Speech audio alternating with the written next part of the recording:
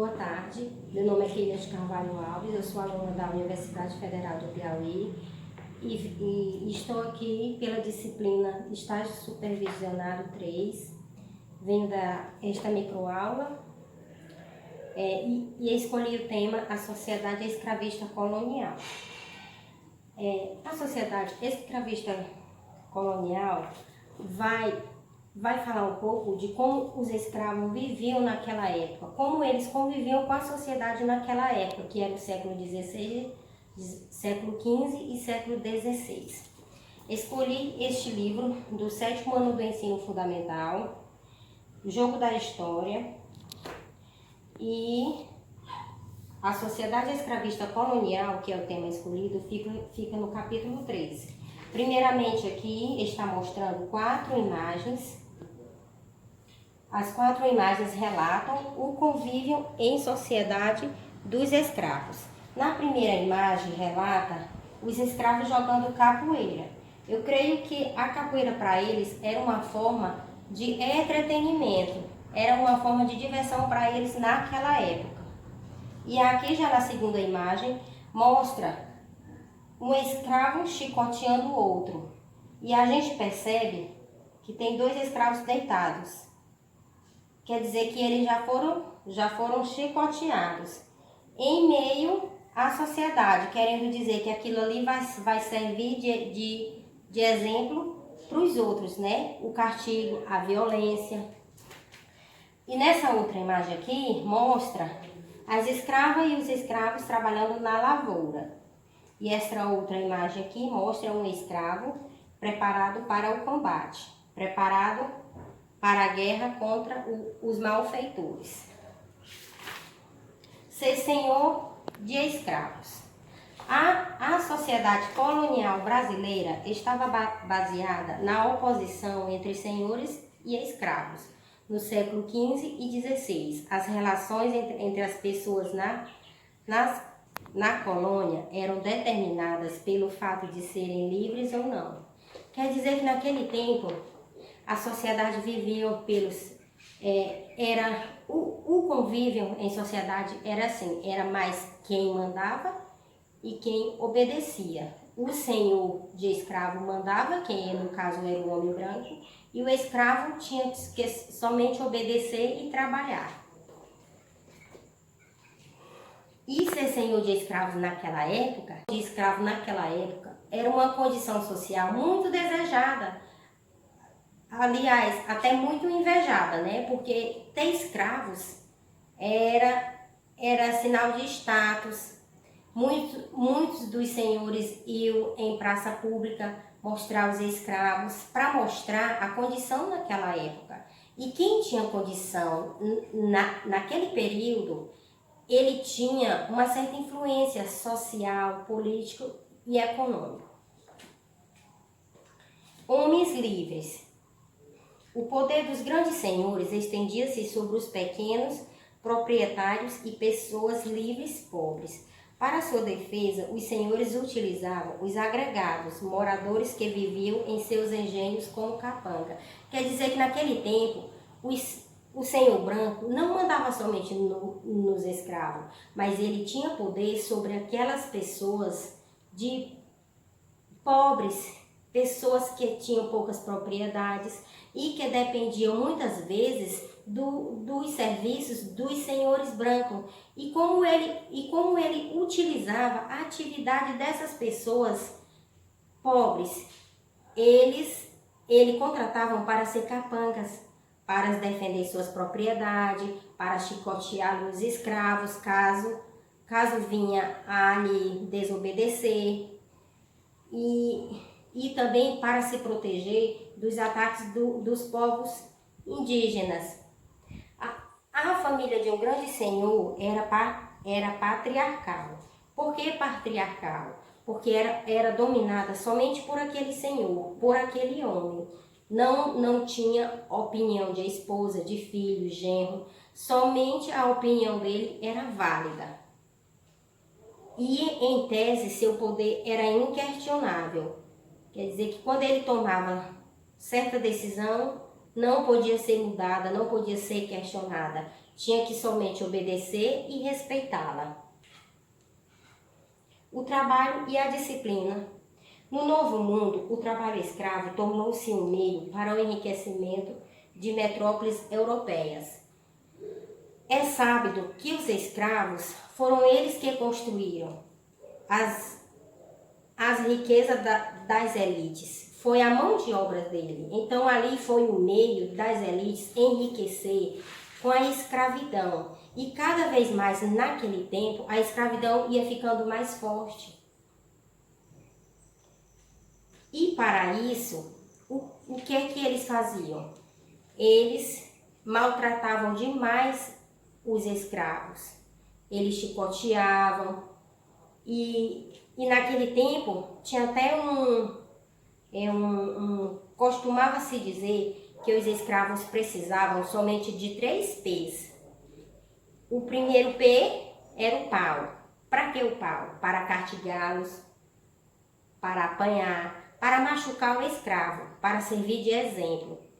E o outro P, de pão, alimentação. Mas não era uma alimentação adequada que ele tinha, era o suficiente para sobreviver e fazer aquela atividade, cuja atividade era muito explorada.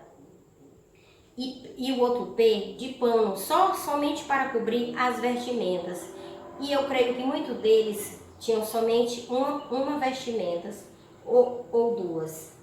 Então quer dizer que naquele tempo eles eram realmente muito maltratados, não tinham direito a nada.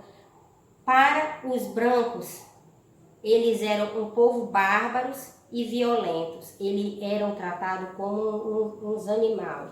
A violência era a forma como eles eram tratados. E muitas das vezes o sofrimento dele não era somente ali como escravo. Já começava na travessia do Atlântico. Da África para cá, para o Brasil, eles atravessavam no Atlântico dentro dos navios negreiros.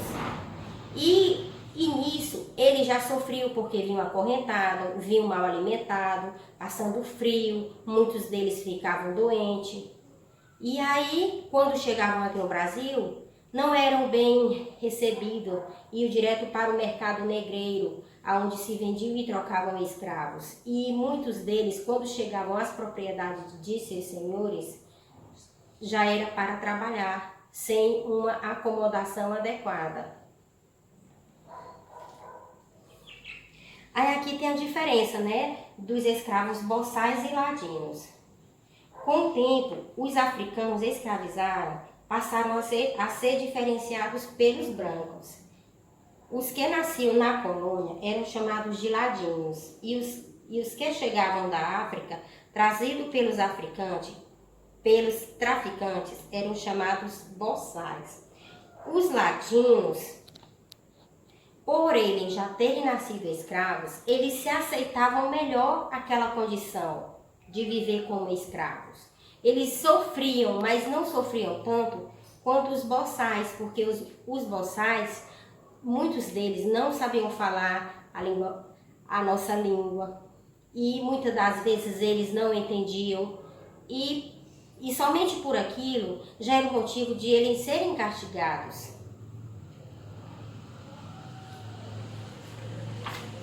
Aí, a escravidão no campo, a senzala. Muitos dos escravos, alguns eram usados para servir seus senhores nos serviços domésticos.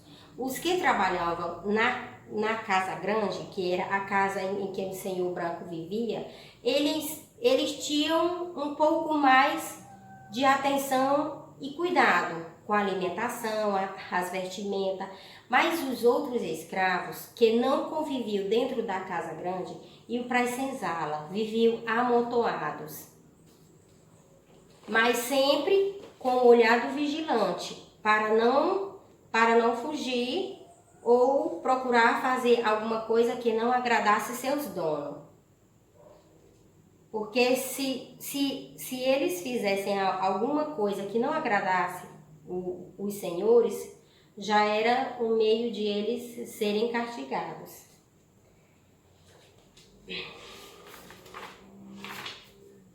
E como eles faziam isso? O que eles fizeram, o que eles conseguiram para sobreviver a tudo isso, a toda essa escravidão. Eles começaram a ter uma certa resistência, a resistência à escravidão. Durante 4 séculos, a escravidão foi a primeira relação de trabalho no Brasil. Todo mundo sabe que o Brasil se enriqueceu mais naquele tempo através da mão de obra do escravo. A mistura de lembranças do passado com a vida no cativeiro possibilitaram aos africanos desenvolver uma maneira de suportar a condição de escravizados. Era preciso um novo jeito de lidar com a opressão do senhor branco. Então, eles se cansaram daquilo. Trabalhar e não ter um dia de descanso. Muito pelo contrário, era trabalhar mais, apanhar, ser castigados, não tinham direito a possuir uma família, a possuir uma terra. E como foi que eles foram resistindo a isso? Através de fugas, revoltas. E dentro destas fugas, para onde eles iam? Eles iam para os quilombos ou os mucambos. Essas duas palavras, os quilombos e os mucambos, é muito conhecido em meio à escravidão. Por quê? Porque era onde eles podiam se esconder daquilo tudo, né? E quilombo e mucambo, esses dois nomes têm origem africana. O mucambo quer dizer esconderijo. Era o objetivo deles, se esconder do opressor, que é do senhor branco. E o quilombo já era um meio de eles se formarem ali em grupo e se preparar para a guerra. E quem morava no quilombo tinha sempre contato com pessoas livres para obter produtos que eles não possuíam, em troca também de produtos que o quilombo possuía. E o quilombo, um dos quilombos que ficou mais famoso naquele tempo foi em relação aos quilombos, é o quilombo de Palmares, o símbolo de resistência. Palmares foi o mais famoso, duradouro, poderoso, extenso e numeroso quilombo de que se tem notícia.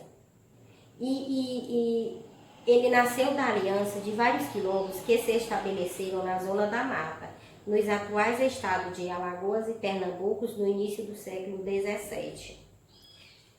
E o grande estado negro era governado por um chefe escolhido entre os guerreiros e por um conselho composto pelos chefes dos quilombos da região. O primeiro rei foi Gangazumba. Ele governou até 1678, quando foi morto por líderes quilombolas, insatisfeito com sua atitude conciliadora com os brancos. Quer dizer que devido a ele ter aquela certa amizade com os homens brancos, e como os homens brancos eles foram culpados por tamanha crueldade que os escravos viviam, seus próprios companheiros, eles mesmo insatisfeitos com aquela atitude, eles mesmo eliminaram, né, o Gangazumba. E o outro foi o Zumbi, que foi proclamado rei, governador Palmares. Então, o mais famoso foi o Zumbi, né? Que ele foi proclamado rei. E tanto o Gangazumba como o Zumbi, eles sabiam a prática da capoeira, porque a capoeira ali também foi uma das maiores resistências para eles. Além de eles saberem da prática, durante as rebeliões que eles tinham com os capanga, eles usavam a capoeira como uma forma de se defender. E em 1694, o quilombo foi invadido e derrotado por uma expedição composta de mais de 3.000 homens e comandada pelo bandeirante Domingos Jorge Velho, após 42 dias de cerco. Então, fizeram ali uma emboscada, né? e depois de 42 dias conseguiram realmente eliminar o zumbi, que foi capturado e sua cabeça foi cortada e colocada em praça pública, como um aviso para que os negros que se submetessem ao sistema escravista e não ousassem desafiá-lo. Então isso, gente, mostra o quanto o escravo era realmente maltratado. E essas pessoas essa elite que vivia da mão de obra escrava não queria de jeito nenhum perder a sua riqueza que foi construída através de muito trabalho escravo. Então, para isso, eles obtinham da violência. E era isso que acontecia para quem ousasse enfrentar, né? Como aqui no caso do zumbi, que foi o rei do Quilombo de Palmares. Ele caiu numa emboscada e com certeza ele foi judiado e maltratado e depois a sua cabeça cortada e colocada em praça pública, servir de exemplo. E a escravidão aqui no Brasil deixou uma herança muito forte aqui para nós brasileiros, né? Que no caso foi a capoeira, foi a alimentação, né? Que no caso é a feijoada. E para nós brasileiros, isso é muito importante, porque é uma cultura muito forte que ainda se mantém viva hoje e que é motivo de orgulho